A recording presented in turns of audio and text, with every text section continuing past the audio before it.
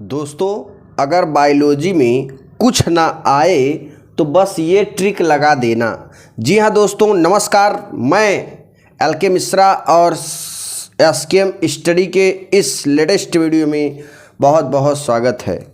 तो प्यारे बच्चों, आज के इस वीडियो में आपको बायो की मोस्ट इम्पॉर्टेंट क्वेश्चन के साथ साथ बायोलॉजी की ऐसी ट्रिक बताएंगे जो कि आपको फेल होने से बचा लेगा। जी हाँ दोस्तों, जो बच्चे बिल्कुल पढ़े नहीं हैं पूरा साल का साल, वो बहुत इस समय डिप्रेशन में होंगे। उनके लिए ये तोड़ ज़रूर पढ़ के जाइएगा, ये सारी चीज़ें ज़रूर पढ़ के जाइएगा। देखिए, कोई भी पेपर देने से पहले आप डिप्रेशन तो बिल्कुल दिमाग से निकाल दो, क्योंकि सारे फसाद की जड़ डिप्रेशन ही होती है। ठीक है ना। आज के इस वीडियो में ये जो पेपर दिखाने वाले हैं, यूपी बोर्ड ने लॉन्च किया है। इसी पूरा पेपर्स का जो सारी चीज़ है, पूरा का पूरा सल्यूशन दिखाने वाले हैं। ठीक है, तो बोर्ड की कॉपी कुछ ना आए तो आप ये ट्रिक लगा देना। ठीक, कौन सी ट्रिक? पहले हम कुछ क्वेश्चन के बारे में यहाँ पे बताते हैं। ठीक है, देखो, अगर कोई भी क्वेश्चन दिखाई पड़ जाए, XYZ कोई भी क्वेश्चन आपको दिखाई पड़ जाए, तो जैसे जब पहला क्वेश्चन, पक्षियों में लिंग निर्धारण को स्पष्ट कीजिए। ठीक है ना। तो अभी जो बचे कुछ आपके पास घंटे हैं, सारे क्वेश्चन एक सरसरी निगाह से कंसंट्रेट होके पढ़ के चले जाओ। ठीक, सारी जब इसमें लिखा है पक्षियों में लिंग निर्धारण, ठीक, तो पक्षियों में लिंग निर्धारण की जितना दिमाग में आए पक्षियों के लिंग निर्धारण संबंधित एक पेज आपको लिख देना है।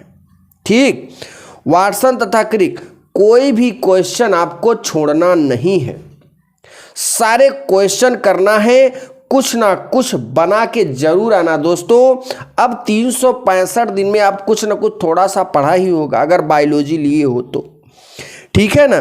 थोड़ा सा जानकारी अगर आपके पास है तो ये बायोलॉजी का आप अच्छा खासा पेपर कर सकते हो।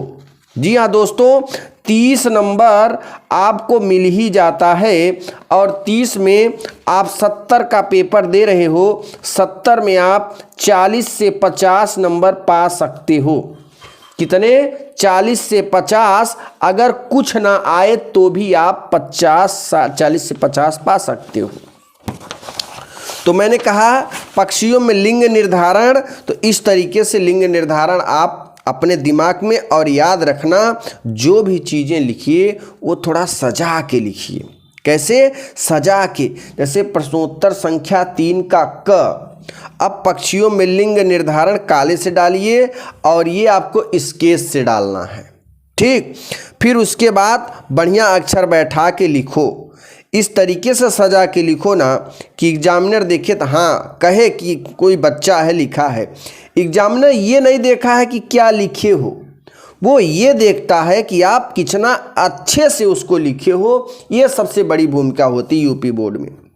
ठीक है ना। कोई कंपटीशन नहीं है प्यारे बच्चों, ये छोटा सा एक इंटर का एग्ज़ाम है, आप अच्छे से दे सकते हो। दूसरी चीज़, जो फिगर आए ना, वो फिगर आप अच्छे से बनाओ, थोड़ा गड़बड़ सड़बड़ ही बनाओ, लेकिन उसे अच्छे से बनाओ, को बढ़िया से कलरफुल बना दो। कलरफुल बनाने से इम्प्रेस कर दोगे अपने एग्जामिनर को। तो जिन बच्चों को इम्प्रेस करना है वो थोड़ा कलरफुल चित्र बनाएं, और याद रखने समय का भी हमें बहुत बड़ा ध्यान देना है, क्योंकि टाइम मैनेजमेंट गड़बड़ हुआ ना तो सब कुछ गड़बड़ हो जाएगा। और सारे क्वेश्चन अटेम्प्ट करिए। ठीक है ना। अब आगे देखिए 3 का ग क्या है? प्रतिरक्षा क्या है? अब प्रतिरक्षा माने होता है इम्यूनिटी। अब इम्यूनिटी के बारे में अब जान लिए ना, तो आप समझ लिए अपने से पूरा बना के इम्यूनिटी के बारे में लिख दो। जरूर नहीं है कि जो मैंने यहाँ पे लिखा है वही लिखो, बस आप साफ सुथरे अक्षरों में लिखिए, जबरदस्त अक्षरों में लिखिए बस। ठीक है ना। अब देखो, अब आ जाते हैं 3 का घ। सभी क्वेश्चन का स्क्रीनशॉट लेते जाइए, क्योंकि जबरदस्त क्वेश्चन आपको दिखा दे रहे हैं हम। 3 का घ क्या है? आर्किड पौधा आम, बहुत इंपॉर्टेंट है प्यारे बच्चों, याद रखना ये इंपॉर्टेंट है। आर्किड पौधा आम के पेड़ की शाखा पर उग रहा है। आर्किड और आम के पेड़ के बीच में पारस्परिक क्रिया को आप कैसे स्पष्ट करेंगे? ठीक है ना। तो यहाँ पे 3 का घ, जरा ध्यान देना। 3 का घ क्या है? यह पारस्परिक क्रिया सहभोजिता अथवा परोपकारिता है, जहाँ दोनों लाभान्वित होते हैं परंतु एक टुकड़े को ना तो हानि पहुँचाते हैं और ना ही लाभ पहुँचाते हैं। ठीक है, इस क्रिया को आर्किड लाभान्वित होता है परंतु आम का पेड़ अप्रभावित ही रहता है। ठीक है ना, इस तरीके से हम इसे लिख सकते हैं। इसमें आप बना बना के भी और कुछ जोड़कर अपने से भी लिख सकते हो, कोई प्रॉब्लम नहीं है, कोई इशू नहीं है।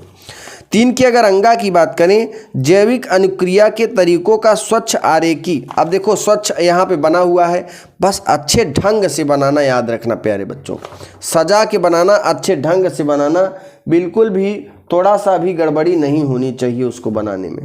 ठीक, चौथे के क,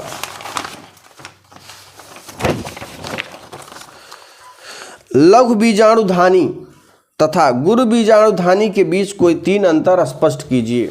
ठीक है, तो यहाँ देखिए, यहाँ 3 अंतर दिया गया है इस तरीके से, जैसे मैंने यहाँ काले काले से लिखा, एक लाइन पार दिया, 1 2 3 ब्लैक, ये ब्लू है, 1 2 3 ब्लैक, ये ब्लू है। इस तरीके से आपको लिखना है चौथे के क में। ठीक है ना। अब देखो चौथे के ख, सभी क्वेश्चन को हम दिखा देते हैं, सारे क्वेश्चन का आप स्क्रीनशॉट ले लीजिए। अगर इसका पीडीएफ पाना है तो हमारे सब्जेक्ट स्टडी टेलीग्राम चैनल पर जाके उसका पीडीएफ डाउनलोड कर सकते हैं। अब देखिए चौथे का ख, चौथे का ख, हमारे समाज में लड़कियां पैदा होने पर दोष केवल महिलाओं को दिया जाता है, बताइए यह क्यों सही नहीं। देखो इसके बारे में ना अपने से बना के 1.5-2 पेज लिख सकती हो, लेकिन 3 नंबर का है तो इसे 1.5 पेज तो जरूर ही लिखना, 1 पेज तक भी लिख सकते हो, काम हो जाएगा। ठीक, लेकिन याद रखना अपने से बना बना के अगर आप थोड़ा गड़बड़ सड़बड़ लिख रहे हो तो 2 पेज लिख दो। ध्यान देना, गड़बड़ सड़बड़ लिख रहे हो थोड़ा 2 पेज लिख दो, परफेक्ट लिख रहे हो ना तो 1 पेज आपके लिए बहुत है। ठीक है ना, परफेक्टली वर्ड आधे पेज में ही काम हो जाएगा। ये जो नहीं है कि 3 नंबर है तो हम 2 पेज लिखें, ऐसा कुछ नहीं है। आप जो होना चाहिए सटीक वर्ड होना चाहिए, थोड़ा गड़बड़ है तो अक्षर बैठा के 2 पेज कर दो, नंबर पक्का मिल जाएगा आपको। ठीक है ना। चौथे का ग, चौथे का ग, एक संकर क्रॉस का प्रयोग करते हुए मेंडल के प्रभाविता नियम की व्याख्या कीजिए। तो यहाँ पर देखिए, एक संकर क्रॉस का प्रयोग करते हुए मेंडल के प्रभाविता नियम, इस नियम के अनुसार जब 2 समयुग्मकी पादपों में संकर कराया जाता है तो F1 पीढ़ी में प्रकट होने वाले लक्षणों को प्रभावी डोमिनेंट तथा F1 पीढ़ी में न दिखाई देने वाले लक्षणों को अप्रभावी रिसीव लक्षण कहते हैं। उदाहरण, एक संकर क्रॉस में जब एक बौने पादप का संकर एक लंबे पादप से कराया गया तो F1 पीढ़ी में सभी लंबे पादप की उत्पन्न होते हैं। ठीक है ना। अब देखिए चौथे का घ, चौथे का घ समझिए, डीएनए कुंडली की कौन सी विशेषता ने वाटसन व क्रिक को डीएनए प्रकृति के सेमी कंजर्वेटिव रूप को कल्पित करने में सहयोग किया, इसकी प्रकृति के इसकी व्याख्या कीजिए। तो यहाँ पर देखिए चौथे का घ है, फटाफट आप इसका स्क्रीनशॉट ले लीजिए, यहाँ भी स्क्रीनशॉट ले लीजिए, बहुत इंपॉर्टेंट है। और ये देखो 5वें का क, 5वें के क की अगर बात करें, मलेरिया परजीवी के जीवन चक्र का स्वच्छ एवं नामांकित, ये दोस्तों हर साल पूछा जाता है। क्या है, ये हर साल पूछा जाता है, इसलिए सभी बच्चों से अनुरोध है कि मलेरिया परजीवी का जीवन चक्र का पूरा फिगर बना के दिमाग में घुसा लो और याद करके चले जाओ दोस्तों। इसका तो कंफर्म क्वेश्चन आना ही आना है, किसी न किसी सेट में पूछा ही जाएगा। ठीक है। 5 का ख, 5 का ख देखिए, जैविक जीव विज्ञान के अध्ययन ने संक्रामक रोगों को नियंत्रित करने में किस प्रकार हमारी सहायता की। जैविक जीव विज्ञान के अध्ययन ने संक्रामक रोगों को नियंत्रित करने में किस प्रकार हमारी सहायता की, 5 का क है। ठीक है। तो यहाँ देखिए, जीव विज्ञान जैविक के अध्ययन का संक्रामक रोगों को नियंत्रित करने में हमारी सहायता इतनी प्रकार से की है, 1 2 3 4 5। ठीक है ना। फटाफट आप इसका स्क्रीनशॉट ले लीजिए, क्योंकि हमें ज़्यादा से ज़्यादा क्वेश्चन आपको दिखा देना है और एग्ज़ाम में जाके छाप देना। अब देखिए पांचवें का ग, जैव उर्वरक किस प्रकार से मृदा की उर्वरकता को बढ़ाता है। तो यहाँ पर देखिए ये हमारा पांचवें का ग है, किस प्रकार से बढ़ाता है, पूरा का पूरा यहाँ पे लिखा हुआ है स्वच्छ अक्षरों में। ऐसे ही आपको भी लिखना है, ठीक है ना। फास्फेट, जीवाणु, माइक्रोराइजा, ठीक इस तरीके से हमें लिखना है। अब देखिए पांचवें का घ क्या है, वैक्यूलोवायरेसिस क्या है, वैक्यूलोवायरेसिस क्या है दोस्तों। यहाँ देखो पूरा लिखा हुआ है वैक्यूलोवायरेसिस के बारे में, फटाफट स्क्रीनशॉट ले लें। और इधर भी लिखा है, ठीक है ना। सारे का सारे क्वेश्चन से अवगत कराएंगे, आप देख कर चले जाओ और छाप कर चले जाओ। 6 से 1, ठीक। PCR अब प्रतिबंध एंजाइम, ये काफ़ी जो है दोस्तों IMP वाला प्रश्न है। इस प्रश्न को आप जरूर तैयार करके जाना। PCR और प्रतिबंध एंजाइम, ठीक। PCR यहाँ पे है, ठीक। फटाफट इसके स्क्रीनशॉट ले लें, ठीक। ये पूरा PCR के बारे में लिखा हुआ है, ठीक। और निष्क्रियपकरण, ठीक है ना, इसका भी स्क्रीनशॉट लें। और इधर भी है, ये थोड़ा बड़ा प्रश्न है प्यारे बच्चों, इसलिए आप इसे थोड़ा अच्छे से पढ़ कर जाना क्योंकि बहुत इम्पॉर्टेंट है, ठीक है ना। फटाफट आप स्क्रीनशॉट ले लें। और फिर प्रतिबंध एंजाइम के बारे में देखो, प्रतिबंध एंजाइम यहाँ से यहाँ तक है, इसे ज़रूर देख लेना, ठीक। सारे क्वेश्चन को देख कर जाना क्योंकि जो क्वेश्चन दिखा रहे हैं ना वो पूरे मार्केट में मिलने वाला नहीं है। 6 का ख देखिए दोस्तों, जैव प्रौद्योगिकी का कृषि क्षेत्र में क्या उपयोग है। 6 का ख, जैव प्रौद्योगिकी का कृषि क्षेत्र में क्या उपयोग है प्यारे बच्चों। यहाँ देखिए पूरा उपयोग लिखा है, फटाफट स्क्रीनशॉट ले लें।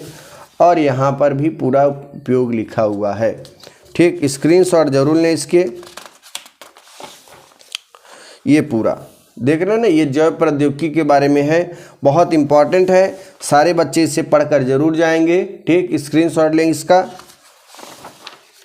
इस तरीके से। फिर 6 का ग देखिए, जैव परजीवी जंतु से आप क्या समझते हैं, कोई एक उदाहरण दीजिए।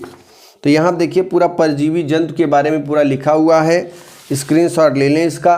देख रहे हैं ना, पूरी फुल तैयारी के साथ आए हुए हैं, ठीक।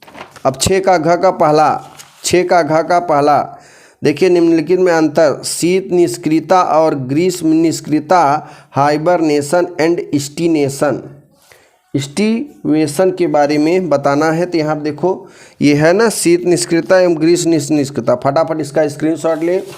और बायोस्मी और अंतरोस्मी के बारे में भी पूरा लिखा हुआ है, ठीक है ना। यानी इसका ये दूसरा नंबर, बायोस्मी और अंतरोस्मी के बारे में भी लिखा है, दूसरा प्रश्न है, इसका भी स्क्रीनशॉट ले लें। अब देखिए 7वें नंबर में आ जाते हैं। 7वां, मनुष्य के नर जनन तंत्र का सचित्र वर्णन करिए, इसमें शुक्राणु कहाँ संचित रहते हैं। देख रहे हैं ना, पूरा वर्णन किया गया है, सभी बच्चे इसका स्क्रीनशॉट ले लें। मनुष्य के नर जनन तंत्र का पूरा ज़बरदस्त तरीके से लिखा भी गया है, ठीक। अगर आप ये तो कन्फर्म क्वेश्चन है दोस्तों, इस क्वेश्चन को कन्फर्म है, ये मैं आपको गारंटी देता हूँ कि इस क्वेश्चन को आने से कोई रोक नहीं सकता। याद रखना, इसे पढ़ कर चले जाना, ठीक है ना। फटाफट स्क्रीनशॉट ले लीजिए, ये कन्फर्म क्वेश्चन है, ठीक। उसके बाद 8 नंबर की अगर बात कर लें, आनुवंशिक कूट क्या है, इसकी मुख्य विशेषता। तो यहाँ देखिए आनुवंशिक कूट के बारे में बहुत ही ज़बरदस्त तरीके से लिखा हुआ है, फटाफट इसका भी स्क्रीनशॉट ले लीजिए सभी बच्चे, ठीक। ये भी स्क्रीनशॉट ले लीजिए, यहाँ तक पूरा लिखा हुआ है। उसके बाद 9 नंबर जो भी क्वेश्चन दिखा रहे हैं कन्फर्म क्वेश्चन है दोस्तों। अनुकूलन को परिभाषित कीजिए। जैव विविधता आप जरूर पढ़ के जाइएगा, जैव प्रौद्योगिकी पढ़ के जाइएगा, जैव विविधता। अनुकूलन के बारे में देखो यहाँ पूरा लिखा हुआ है, फटाफट आप स्क्रीनशॉट ले लीजिए, ठीक। और यहाँ तक तो दोस्तों इस तरीके से मैंने आज जो बताया वो बहुत इंपॉर्टेंट क्वेश्चन है। सारे क्वेश्चन अटेम्प्ट करके जाइएगा, सारे क्वेश्चन को तैयार करके जाइएगा। आशा करते हैं दोस्तों आपको वीडियो जरूर अच्छा लगा है तो लाइक करिए, चैनल को सब्सक्राइब करिए। अगले वीडियो में आपसे फिर मिलेंगे, तब तक के लिए जय हिंद, जय भारत, वंदे मातरम।